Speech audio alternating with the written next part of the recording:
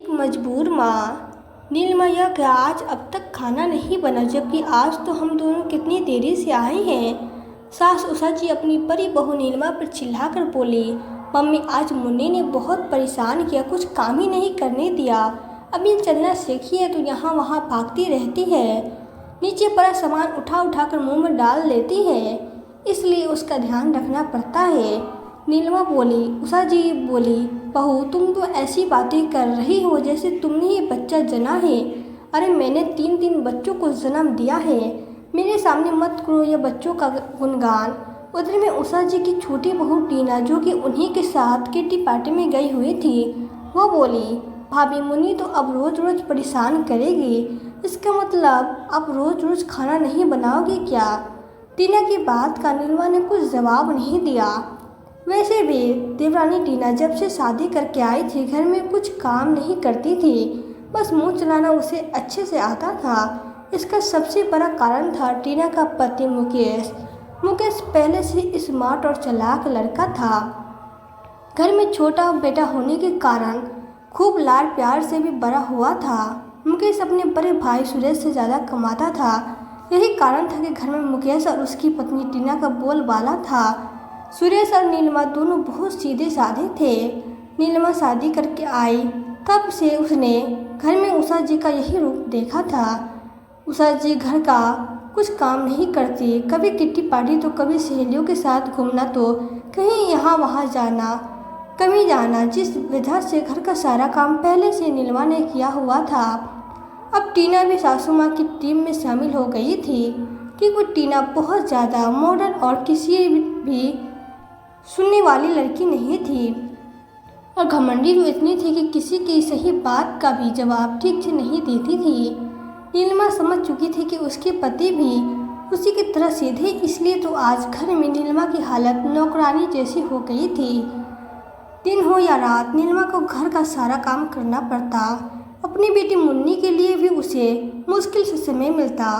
दूसरे दिन उषा जी ने अपनी बेटी और दामाद को घर आने पर बुलाया था।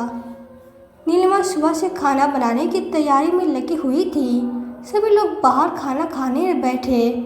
जब सभी का खाना हो गया तब नीलिमा का खाना खाने का नंबर आया। उसने देखा कि सब्जी और दाल दोनों ही खत्म हो गए हैं। उसे याद आया कि देवरानी टीना के मायके से आया हुआ अचार अंदर पड़ा है। वो अंदर गई और थोड़ा अचार थाली में निकाल कर ले आई और उसी के साथ रोटी खाने लगी। टीना ने जब देखा कि नीलिमा उसके मायके से लाया अचार खा रही है तो वो आग बबूला होकर बोली, नीलिमा भाभी, मेरे मायके से आया हुआ अचार छूने की हिम्मत कैसे हुई आपकी? तपाक से अचार लेकर बैठ गई थाली में जैसे तुम्हारे बाप का माल हो। तुम्हारे मायके वालों ने तो अचार कभी देखा भी नहीं होगा। तुम्हारी औकात भी है क्या अचार खाने की? वैसे ही इस घर का कलंक हो तुम। वो तो हम जैसे लोगों का शुक्र मनाओ कि हमारी वजह से तो वक्त की रोटी नसीब हो जाती है तुम्हें। टीना उसके पीछे सासू माँ भी ताना मारने में कसर न छोड़ी। उषा जी बोली, नीलिमा टीना सही कह रही है, तुम तो ऐसे अचार लेके बैठ गई जैसे अचार तुम्हारे मायके से आया हो। यह घर तुम्हें तो वक्त की रोटी दे ही रही है।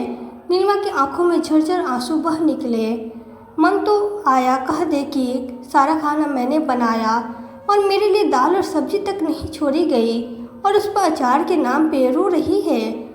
दोनों सास बहू आज तो सारी हदें पार कर दी थी सास बहू ने, मगर नीलिमा ने वैसे संस्कार नहीं थे, इसलिए बिना कुछ बोले खाना छोड़कर रसोई में चली गई। नीलिमा के पति सुरेश को भी सब दिखाई देता था और अपने ही घरवाले के साथ ऐसे व्यवहार पर उसे बहुत गुस्सा आता था।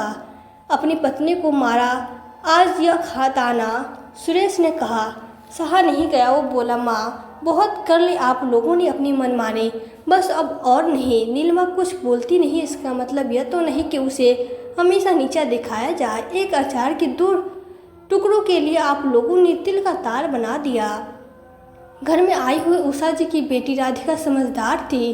वो बोली, माँ सुरेश भैया सही कह रहे हैं, आप दोनों नीलिमा भाभी के साथ ऐसा व्यवहार नहीं करना चाहिए।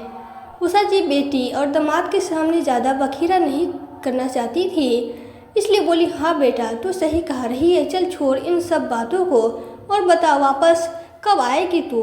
यहाँ राधिका की भी माँ सी इधर उधर की बातों में लग गई। बाहर माहौल शांत हो चुका था, मगर नीलिमा के अंदर जो प्रतिबंध चल रहा था वो शांत नहीं हो रहा था। उस दिन नीलिमा ने खाना ही नहीं खाया गया और वो अपने कमरे में चली गई। उस रात नीलिमा बहुत रोई, जिसका अंदेशा सुरेश को भी हो गया था। सुरेश के मन में भी कम प्रतिरोध नहीं था, मगर घर में आए भाई बहन जमाई का ध्यान कर उसने अपने आप को समझा लिया था। दूसरे दिन नीलिमा उठी तो देखिए मुन्नी को बुखार चढ़ गया है। नीलिमा फिर से रसोई में गई और फटाफट सभी के लिए नाश्ता बनाने लगी, क्योंकि वो जानती थी और कोई तो रसोई की तरफ देखता भी नहीं है। मुन्नी को भी तो दूध देना है। मुन्नी को बुखार होने की वजह से नीलिमा का मन घर के कामों में नहीं लग रहा था और वो मुन्नी के पास चली गई। सुरेश भी ऑफिस जा चुका था, इसलिए वो देवर मुकेश से बोली कि वो उसके साथ हॉस्पिटल चले, मगर टीना बीच में ही आकर तपाक से बोली, अरे भाभी यह सही है, आपका खुद के पति तो ऑफिस भेज दिया और देवर से पैसे ऐंठने के लिए उसे अस्पताल लेकर जा रही हो। उषा जी बोली, बहू तुम क्या जरा सा बुखार से घबरा जा गई, जाओ जाकर खाना बनाओ, 3 बच्चे पैदा किए हैं मैंने, कुछ नहीं होगा, तुम्हारी बेटी को हल्का से बुखार है, शाम तक उतर जाएगा। थोड़ी देर बाद उषा जी और टीना बैठकर आराम से टीवी देखने लगी और नीलिमा किचन में खाना बनाने लगी। कोई रसोई में तो मदद नहीं करता था, मगर किसी को नीलिमा की बेटी मुन्नी की भी नहीं पड़ी थी। थोड़ा सा मुन्नी को लेकर ही बैठ जाते दोनों। नीलिमा मन ही मन बुदबुदाई और फिर वापस खुद ही अपने कमरे में आकर मुन्नी का तापमान देखने लगी। रोज पूरे घर में भागदौड़ करने वाली मुन्नी आज बिस्तर पे निढाल से पड़ी थी। नीलिमा को मुन्नी की हालत देखी नहीं जा रही थी, मगर घर में उसकी सुनने वाला था ही कौन। उसे सुरेश को फ़ोन किया और बोली, सुनिए आप जल्दी से घर आ जाइए, हमें मुन्नी को अस्पताल लेकर जाना होगा, उसका बुखार चढ़ता ही जा रहा है। सुरेश का ऑफिस दूरी पर था, इसलिए वो बोला, तुम घर से हॉस्पिटल पहुँचो, मैं तुम्हें वहीं मिलता हूँ।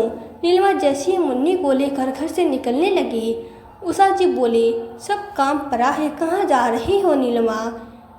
उषा जी की बात का जवाब दिए बिना निकल पड़े। दोनों पति पत्नी हॉस्पिटल पहुँचे तो डॉक्टर ने मुन्नी की हालत बहुत गंभीर बताई और बोले, आप लोग अब ला रहे हैं अपनी बेटी को, हम पूरी कोशिश करेंगे इसे बचाने की।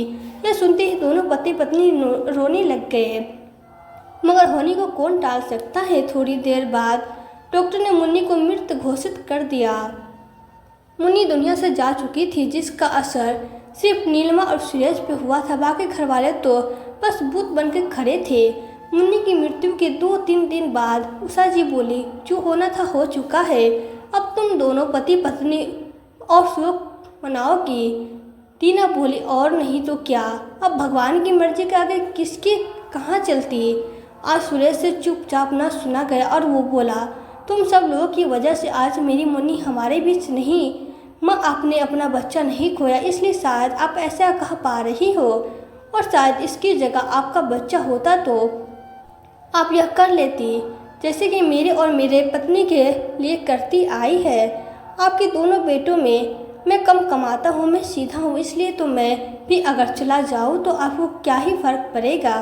चलो नीलिमा, अब हमारा इस घर में कोई काम नहीं, अपनी बच्ची को मैं खो चुका हूँ, अब तुम्हें नहीं खोना चाहता। इन लोगों ने तुम्हें हमेशा नौकरानी बनाकर रखा, अब बस बहुत हो गया। नीलिमा भी थक चुकी थी ससुराल वालों के अत्याचार से, और अब तो अपनी बच्ची भी खो चुकी थी, इसलिए वो भी अपने कमरे में जाकर अपना सामान बांधने लगी। उषा जी यह सब देख कर सकते में आ गई, मगर बहू टीना उसके पास आकर बोली, माँ जी जब बाहर दर ठोकरें खाएंगे तो वापस हाथ जोड़े यहीं आएंगे, देख लेना। वैसे भी सुरेश भैया की क्या ही कमाई है जो इतना तेवर दिखाकर यहाँ से जा रहे हैं। उषा जी बोली, हाँ बहू तुम सही कह रही हो, कौन है बाहर जो इन लोगों को रखेगा, दोनों को वापस आना ही तो यही है। सुरेश और नीलिमा अपना सामान बांध वहाँ से चले गए। रास्ते में नीलिमा ने अपने मायके फ़ोन कर सब बता दिया। नीलिमा के माता पिता तो नीलिमा की मदद करना चाहते ही थे, मगर उसके भाई भाभी भी ऐसे समय में नीलिमा का साथ देने से चुके नहीं। उन्होंने दोनों को अपने घर बुलाया। कुछ दिनों बाद सुरेश ने किराए पे एक मकान ले लिया। उनकी वहाँ गृहस्थी बसाने में नीलिमा के मायके वालों को पूरा योगदान दिया। सुरेश और नीलिमा ने लोन लेकर टाई और डाई का काम शुरू किया। तब कपड़ों को रंगने का काम एक कमरे से ही शुरू किया था। दोनों ने खूब मेहनत की, जिसका नतीजा यह निकला कि कपड़े रंगने का काम एक कमरे से शुरू होकर अब फैक्ट्री में तब्दील हो गया। दोनों को पता ही नहीं चला कि दिन ब दिन उनकी तरक्की होने लगी। सुरेश और नीलिमा को अपना घर छोड़े पूरे 5 साल बीत गए थे और इन 5 सालों में एक बार भी सुरेश की माँ या उसके घर वालों ने यह जानने की ज़रूरत तक नहीं समझी कि सुरेश और नीलिमा का क्या होगा। घर के बेटे बहू जो घर में एक पैसा लेकर भी नहीं निकले, उन्होंने अपनी गृहस्थी कैसे बसाई होगी। मगर वो कहते हैं ना, जो होता है अच्छे के लिए होता है। यदि सुरेश और नीलिमा घर से यूँ बेघर न होते तो आज यहाँ तक कैसे पहुँचते। घर वालों के लिए कहीं न कहीं करवाहट तो थी, क्योंकि उन लोगों ने सुरेश और नीलिमा का हर बात में अपमान किया था और अब अपने ही घरों को जवाब देने का समय आ गया था। 2 दिन बाद सुरेश और नीलिमा ने अपना फैक्ट्री का मुहूर्त रखा, जिसमें उन्होंने अपने सारे परिवार और रिश्तेदार को आने का न्योता दिया।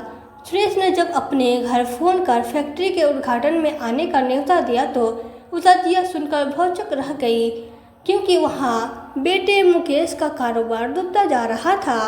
उषा जी और टीना काफ़ी समय से किट्टी पार्टी में जाना भी बंद कर चुकी थे। दोनों सास बहू मिलकर रसोई का सारा काम खुद ही करते, यहाँ तक कि घर में बर्तन झाड़ू पोछा लगाने वाली बाई को भी हटा दिया था, क्योंकि मुकेश की आमदनी बहुत कम होती थी और इसी में उषा जी और टीना को समझौता करना होता था। मगर वो कहते हैं ना, कुत्ते की पूंछ हमेशा टेढ़ी ही रहती है। इतना कुछ हो गया था मगर दोनों सास बहू अपनी आदतों से बाज नहीं आई थी। टीना बोली, मम्मी जी चलिए देखते हैं आपकी बेटी बहू ने आखिर इन 5 सालों में क्या तीर मार दिया है जो अपने आने का न्योता दिया है। उषा जी बोली, हाँ बहू देखना तो पड़ेगा।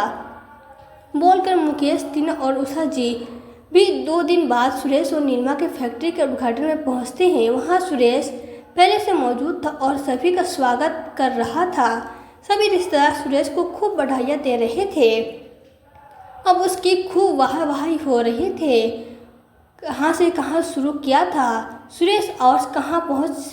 सुरेश बोला, अगर इन सफ़र में नीलिमा ने मेरा साथ न दिया होता तो यह कभी मुमकिन नहीं होता।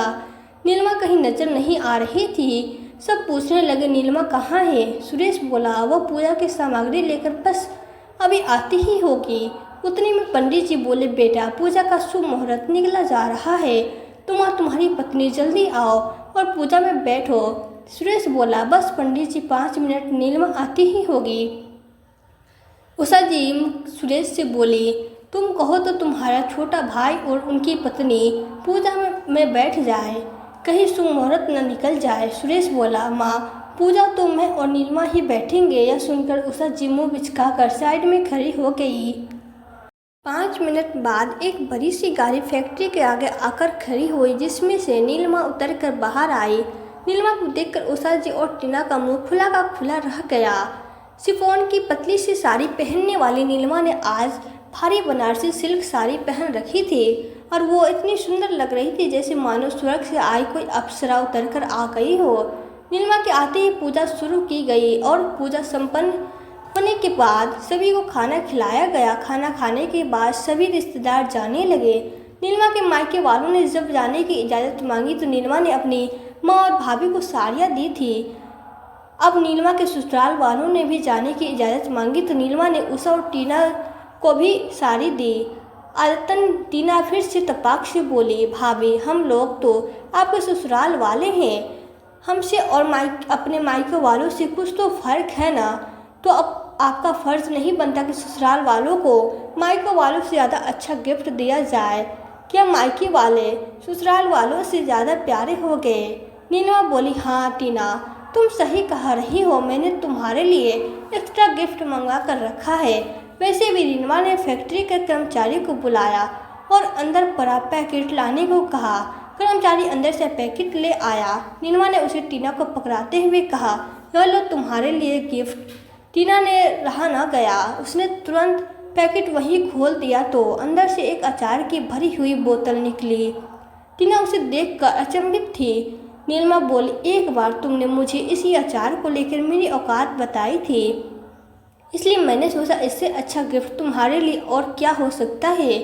उषा जी बोली, नीलिमा आज तुम हमसे ऊपर आ चुकी हो, इसलिए तुम्हें अहंकार हो गया है। नीलिमा बोली, नहीं मम्मी जी, अहंकार तो कभी मुझ में आ ही नहीं सकता। मैं तो अपना आत्मसम्मान, अपनी बच्ची, बहुत कुछ खो चुकी थी। अब इतना कुछ खोने के बाद अब बड़ी मुश्किल से आया है यह आत्मसम्मान। अब इसे मैं खोना नहीं चाहती। और हाँ, तुमने सही कहा, मेरे मायके वाले मेरे ससुराल वालों से ज़्यादा मायने रखते हैं, क्योंकि उन्होंने मुझे ऐसे समय में सहारा दिया जब मैं अपना सब कुछ खो चुकी थी। उषा जी, टीना और मुकेश का सर से झुक चुका था और सुरेश और नीलिमा का सर फख्र से ऊंचा था, क्योंकि आज जीत उनके आत्मविश्वास की हुई थी। दोस्तों, आपको आज की वीडियो कैसी लगी? वीडियो पसंद आई हो तो वीडियो को लाइक करें और ऐसी ही कहानियाँ सुनने के लिए हमारे चैनल सान्या बॉयज स्टोरी को सब्सक्राइब जरूर करें। मिलते हैं फिर नई वीडियो में नई कहानी के साथ। धन्यवाद।